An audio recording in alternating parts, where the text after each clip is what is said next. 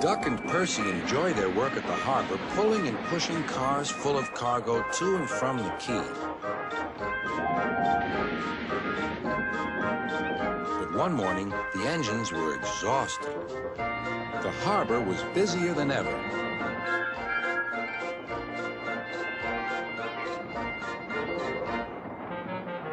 Sir Topham Hatt promised that another engine would be found to help them.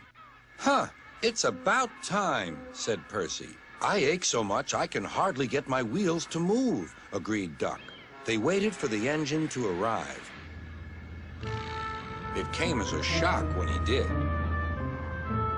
"Good morning," squirmed Diesel in his oily voice. The two engines had not worked with Diesel for a long time.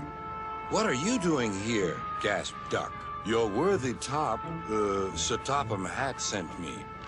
I hope you are pleased to see me again. I am to shunt some dreadfully tiresome cars." "Shunt where?" said Percy suspiciously. "Where? Why, from here to there," purred Diesel, "and then again from there to here.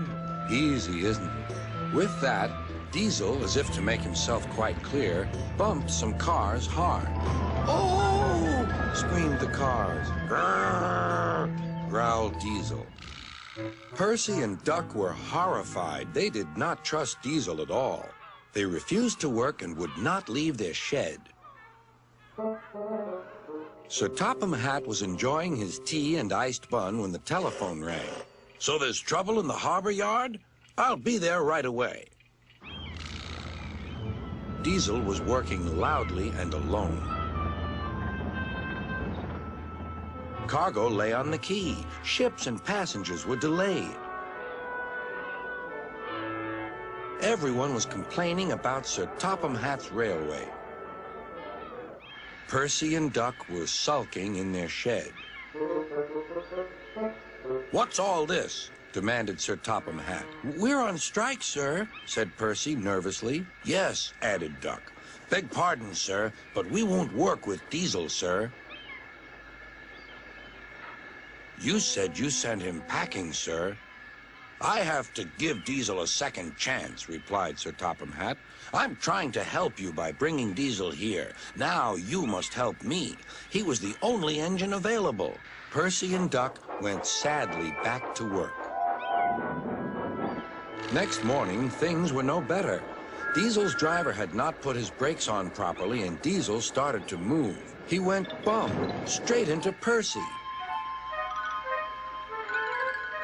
"Wake up there, Percy," scowled Diesel. "You have work to do." He didn't even say he was sorry to Percy. Later, Diesel bumped the car so hard that the loads went everywhere.